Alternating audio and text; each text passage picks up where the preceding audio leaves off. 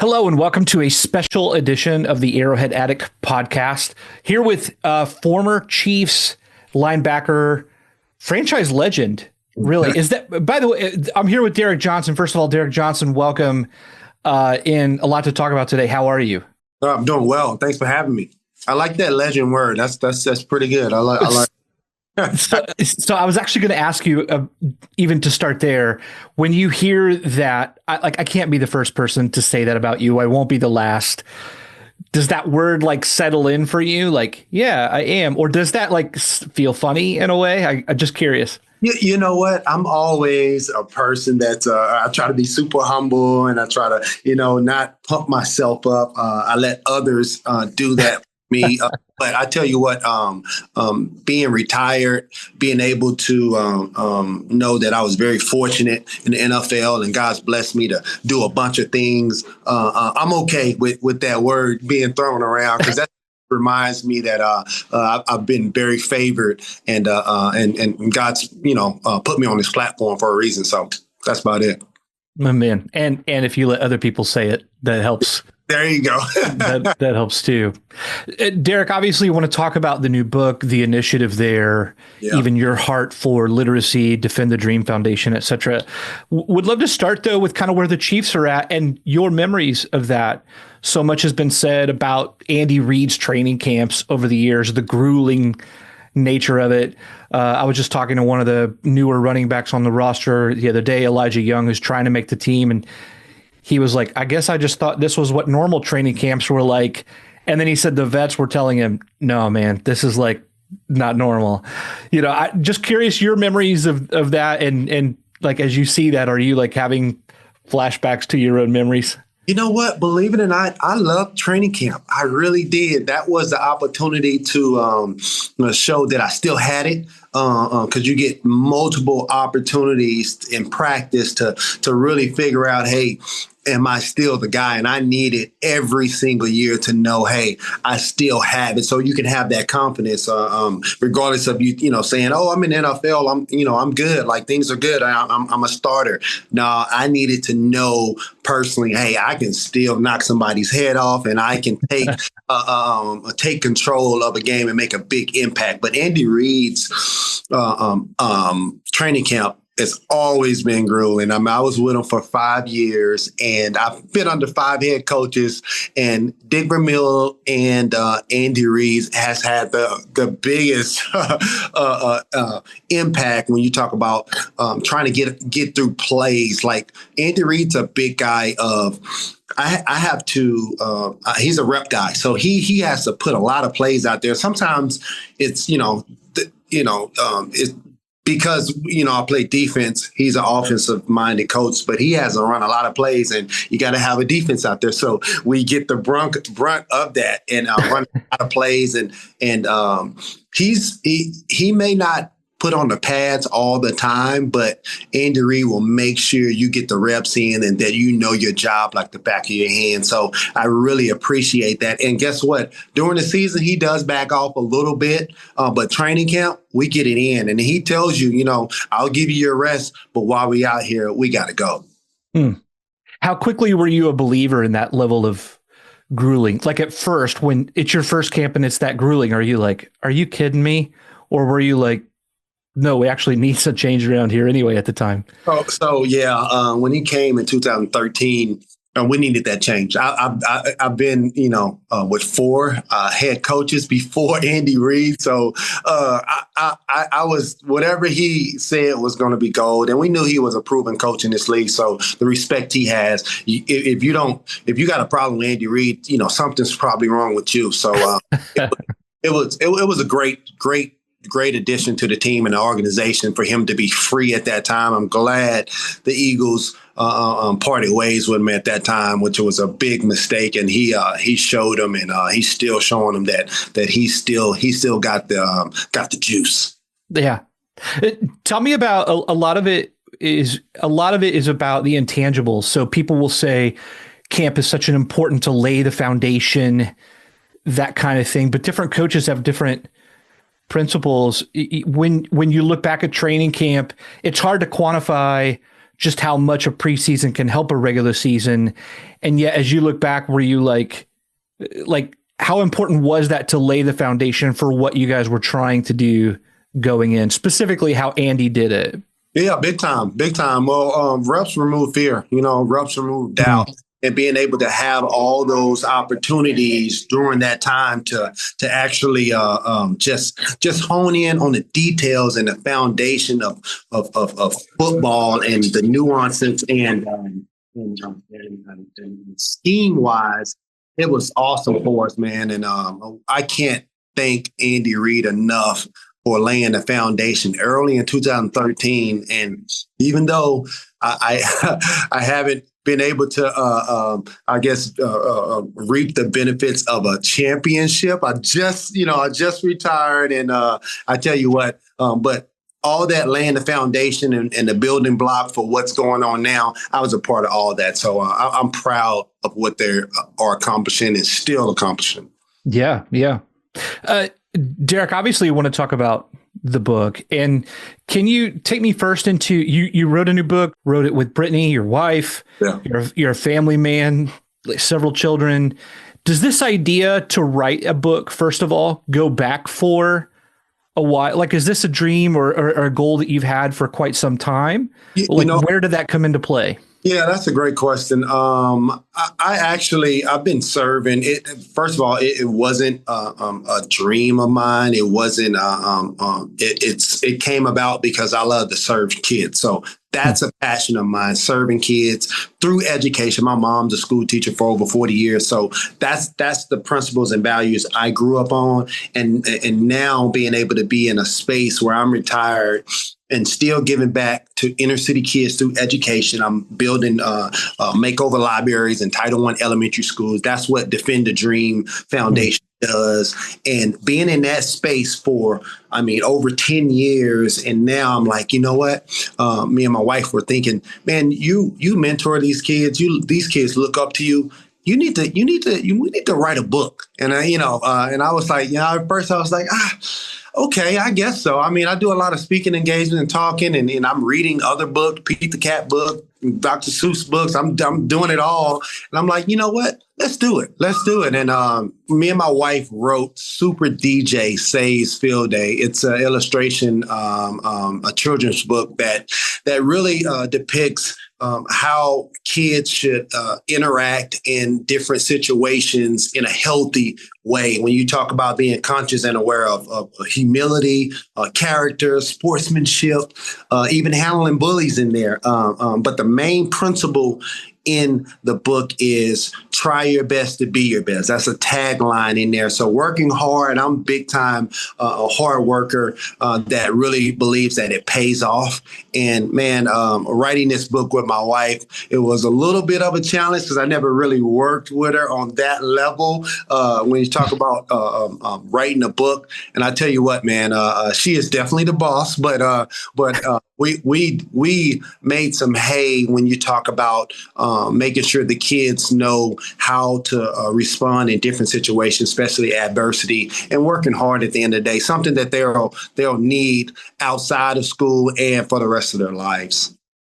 Yeah. Can you speak to your heart for specifically working with children in this way? You mentioned that you come from your mom is a teacher, that being instilled in you.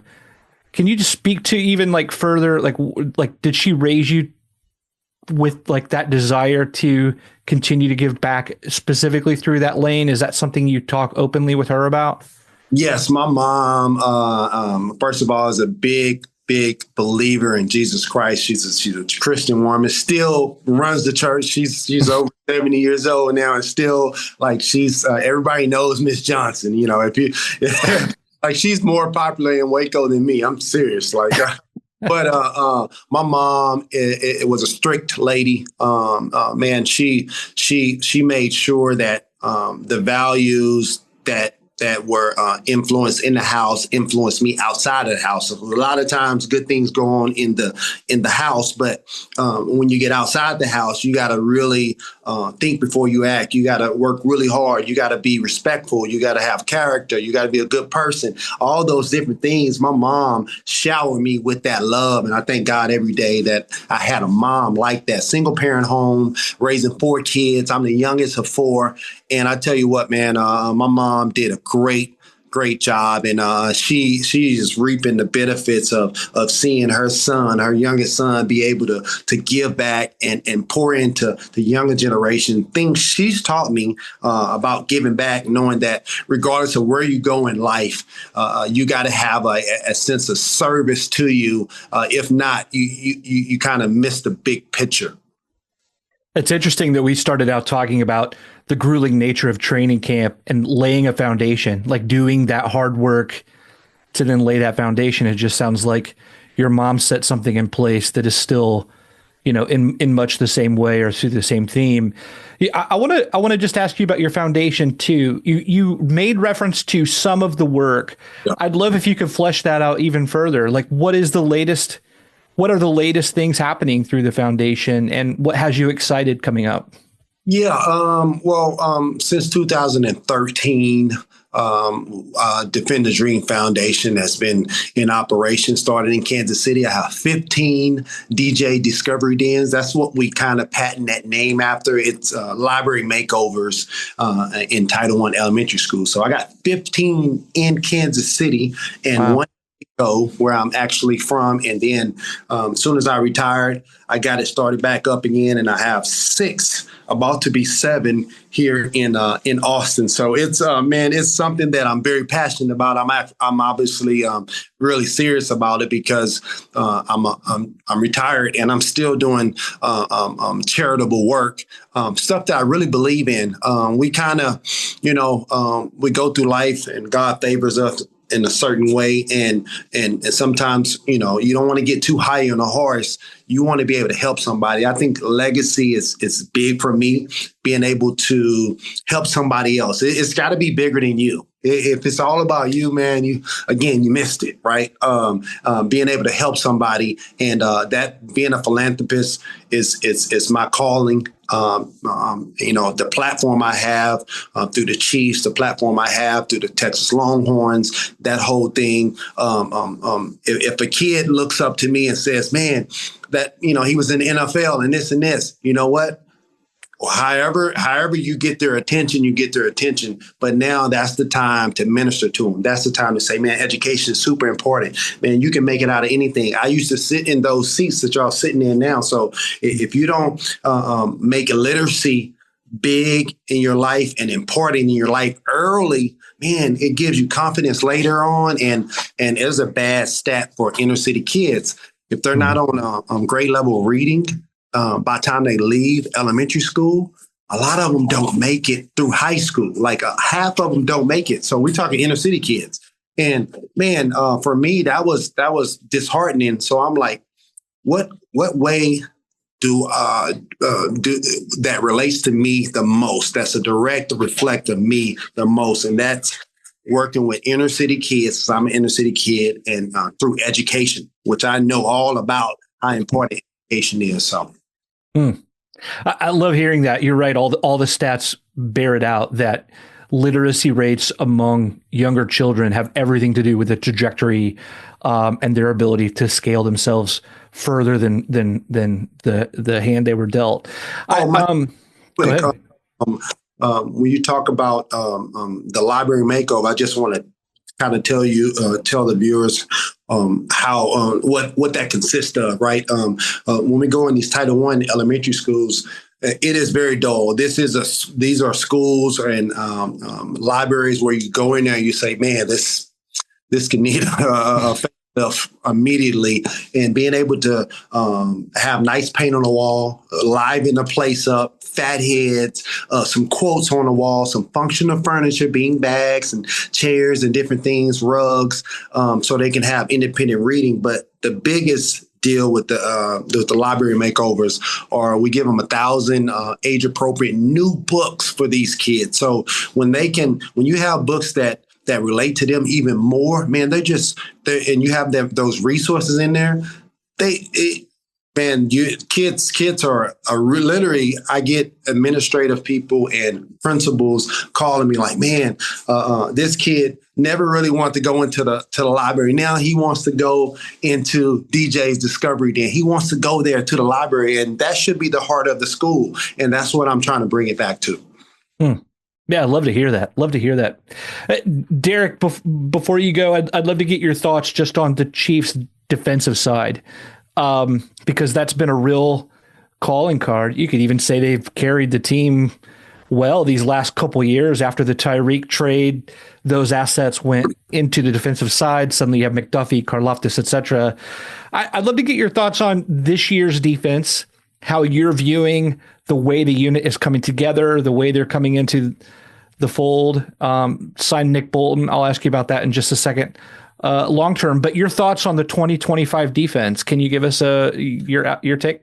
Man, I love it. I love that we're known for defense because don't get me wrong, we still got Superman and Pat Mahomes and Kelsey and the crew, but I got to tell you, man, being able to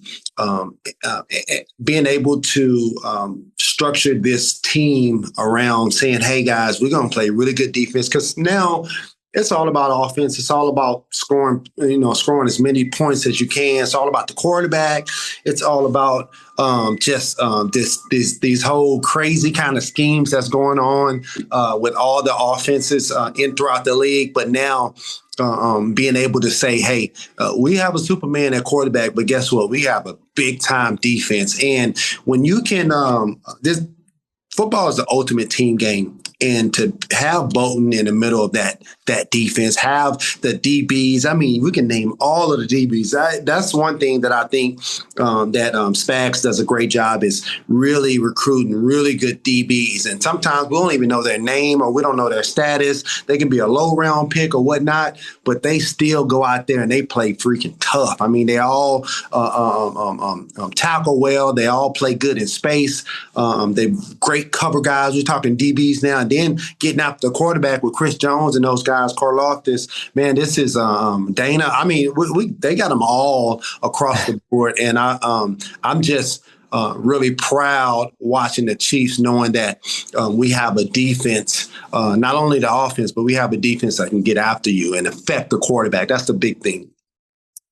Having been an anchor in that second level, I think there's a lot about Nick Bolton's game that maybe the casual fan just doesn't realize is happening on the field from a communication standpoint, leadership standpoint.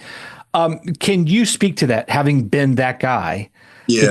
The Chiefs just rewarded him. Like what do you love about Bolton that he does well that maybe people don't know? Yeah, it's a no-brainer. Bolton's a guy that, you either have a target on your back or a chip on your shoulder. And he has the chip on his shoulder just because he's a player that's not very tall, not the biggest guy, probably not the fastest guy, but he is, I call him ATM, automatic tackle machine, just because he always comes up on a tackle. I mean, if he stays at the Chiefs longer, than or 10 years, he's going to shatter my record when it comes to making tackles. Like, don't get me wrong, I made a lot of tackles, being the all-time leading Chiefs leader. But my deal was more about big plays and tackles for loss and just making plays in space. A little bit different, but man, Nick Bolton is a freaking superstar. When you talk about somebody that can handle the offense, handle the defense with the green dot on his head, that communication, it takes a special player. And I was fortunate enough to be one of those guys for years. Man, it's hard. You got to be the quarterback of the defense and run everything. And he is doing it at a high level. I love watching him play. He always comes up with the tackle. He has a knack for staying alive when blockers are coming at him, and that's how you make a lot of tackles as a linebacker. And he's not that old of a guy. Like he's been doing this for a while, and it's pretty cool. Hey, by the way, you mentioned being the franchise's all-time tackling leader.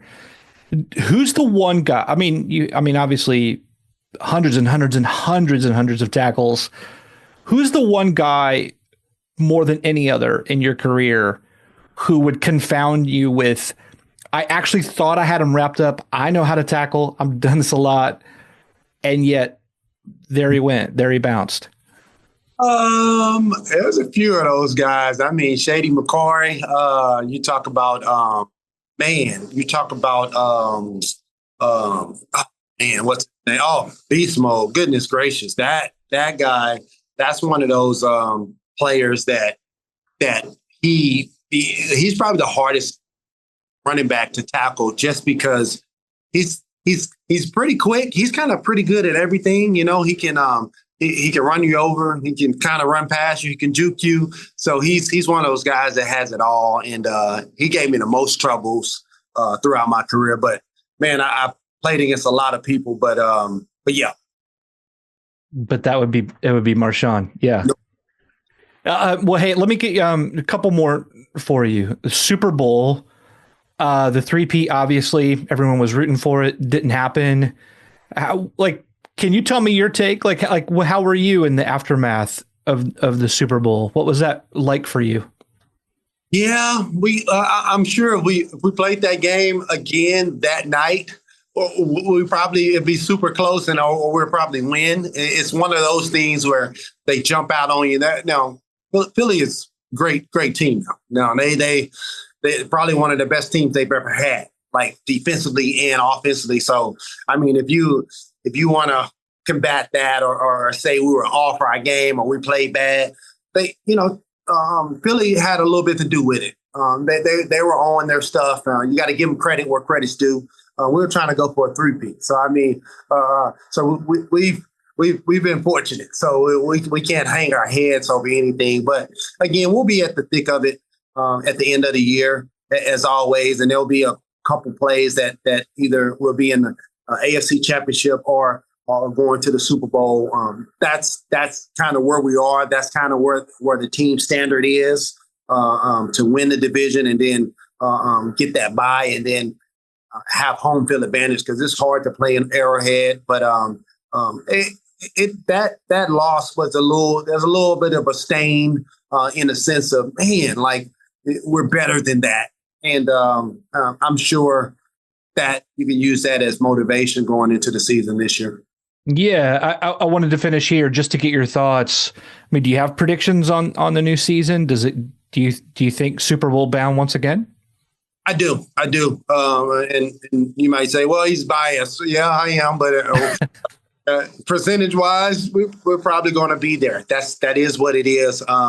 It's a few teams, Buffalo, Ravens, ourselves, and Denver and Chargers are be in the mix a little bit. Bengals and stuff like that. So, but we'll be in the thick of it at the end of the year. I'm not a big guy that says, "Oh, we'll be 13-4" or something like that. But that could happen too while I say that out loud. But I know we'll be in the thick of it regardless of how the situation is. We'll be in the thick of it to see if we can go to the AFC Championship or even the Super Bowl.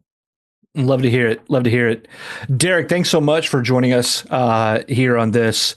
Everyone, make sure to go check out DJ, your new book. Yep. Love to have. When is the release date? And you want to give us some of those details? Where can people find out more? Right. The release day is August 7th. So it'll be out.